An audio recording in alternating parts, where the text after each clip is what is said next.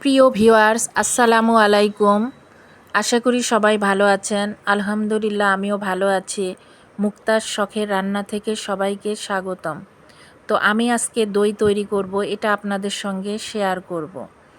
যাদের দই জমে না, এই রেসিপিটি তাদের জন্য। তো আমি এখানে 3 কাপ পানি দিয়ে দিলাম। একটা পাতিলে 3 কাপ পানি দিয়ে দিলাম। এখন 1 কাপ গুঁড়ো দুধ দিয়ে দিব। 1 কাপ গুঁড়ো দুধের জন্য 3 কাপ পানি হলেই চলবে। তো এখন এই দুধগুলো ভালো করে পানির সঙ্গে মিশিয়ে নিব,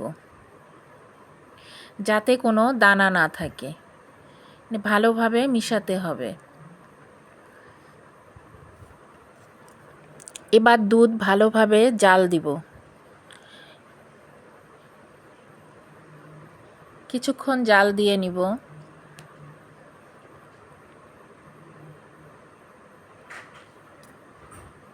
এবার একটা কড়াইতে আমি ক্যারামেল তৈরি করে নিব। এই জন্য আমি এখানে হাফ কাপ চিনি দিয়ে 2 টেবিল চামচ পানি দিয়ে দিব। দিয়ে কিছুক্ষণ এভাবে রেখে দিব, সাথে সাথে নাড়া দিব না। এবার নেড়ে চেড়ে ক্যারামেল তৈরি করে নিব।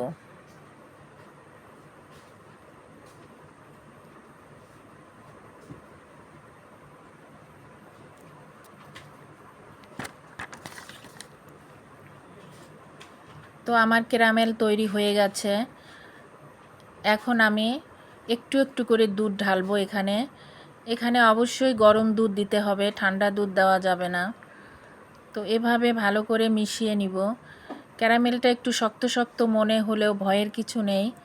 এটা নাড়তে নাড়তেই নরম হয়ে যাবে, মিশে যাবে দুধের সঙ্গে। এবার সব পুরোটুক দুধেই দিয়ে দিব, দিয়ে ভালোভাবে নাড়তে থাকবো।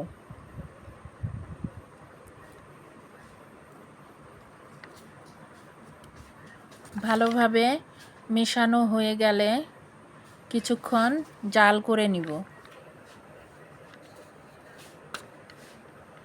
বেশি ঘন করব না, বেশি ঘন করা যাবে না। তো আমি হাফ কাপ চিনি দিয়েছিলাম ক্যারামেলে, এখন হাফ কাপ চিনি দিয়ে দিলাম দুধে। তো আমার মোট 1 কাপ চিনি লাগলো। চিনিটা আপনাদের পছন্দের উপরে কম বেশি করে নিতে পারবেন, তবে 1 কাপ চিনি দিলেই যথেষ্ট।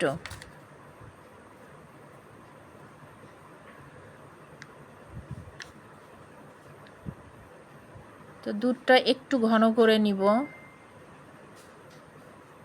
একটু কমে আসলেই নামিয়ে নিব। আমি এখানে গুঁড়ো দুধ নিয়েছি, তাই দুধটা বেশি জাল করতে হবে না। গরুর দুধ নিলে 1 কেজি দুধ নিলে 700 গ্রাম করে নিতে হবে। দুধটা ভালো করে জাল করে ঘন করে নিতে হবে। আর গুঁড়ো দুধ তো এমনি ঘন থাকে, তো এতে অতটা জাল দিতে হয় না। তো আমার দুধটা কমে গেছে।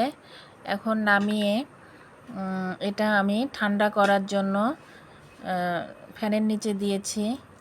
তো এখানে আমি দই বীজ নিয়েছি। তো এটা ছাঁকনিতে রেখে দিয়েছিলাম, এতটা পানি বের হয়েছে। এটাতে পানি থাকা যাবে না, পানি থাকলে দইটা ভালো হবে না।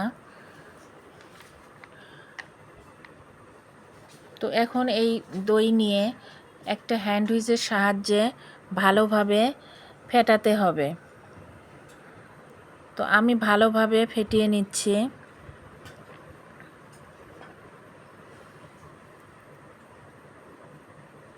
তো এখন দেখতে হবে দুধটা কতটুকু ঠান্ডা হয়েছে। একটা আঙ্গুল 12 সেকেন্ড 13 সেকেন্ডের মতো ডুবিয়ে রাখলে, যদি জ্বালা না করে, তাহলে বোঝা যাবে দুধটা পারফেক্ট হয়েছে দই করার জন্য।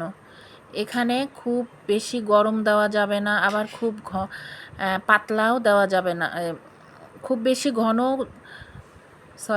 এখানে খুব বেশি গরম দুধ দেওয়া যাবে না, আবার খুব বেশি ঠান্ডাও দেওয়া যাবে না, কারণ ঠান্ডা দিলে দই হবে না। তো এখন আমি সবগুলো দইয়ের সঙ্গে সবগুলো দুধ মিশিয়ে নিব।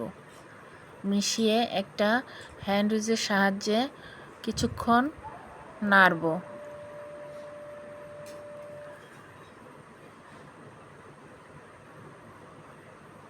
এটা ভালোভাবে নেড়ে নেড়ে মিশিয়ে নিতে হবে।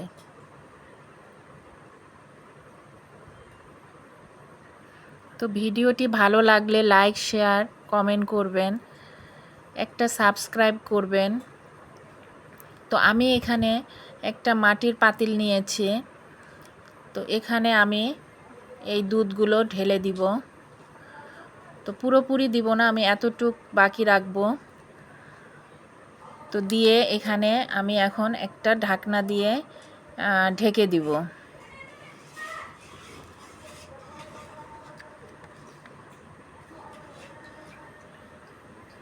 একটু গরম অবস্থায় ঢেকে রাখতে হবে। তো আমার একটু দুধ বেশি রয়ে গেছে। তো আমি এখানে ছোট ছোট দুইটি দইয়ের বাটিতে, দইয়ের কাপে আমি দিয়ে দিচ্ছি দুধগুলো।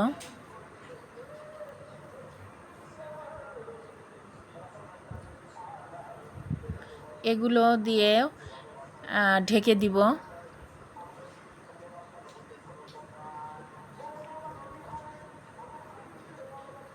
তো এখানে একটি তোয়াইলা নিয়েছি, এর মধ্যে আমি ছোট বাটি দুটো বসিয়ে তোয়াইলা দিয়ে ভালো করে ঢেকে ঘরের যেখানে সবচেয়ে গরম জায়গা সে জায়গাতে আমি রেখে দিব সারা রাতের জন্য।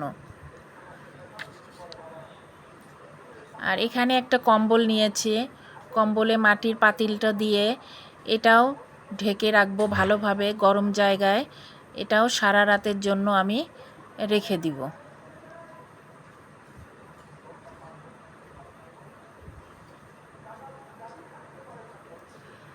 তো সকালে এরকম হয়েছে, দেখুন দই সুন্দরভাবে বসেছে। এখন এটা দেখি কীরকম হয়েছে। মাটির পাতিলের দইটাও সুন্দরভাবে বসে গেছে, দেখুন কত সুন্দরভাবে সেট হয়ে গেছে।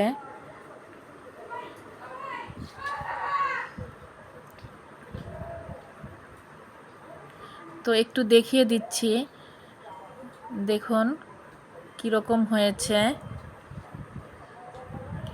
তো আশা করি রেসিপিটি ভালো লেগেছে। তো রেসিপিটি ভালো লাগলে লাইক, শেয়ার, কমেন্ট করবেন, একটা সাবস্ক্রাইব করবেন, পাশে থাকা বেল আইকনটি চেপে দিবেন।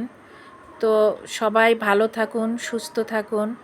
আগামীতে আবার কোনো রেসিপি নিয়ে আসব ইনশাআল্লাহ। আল্লাহ হাফেজ।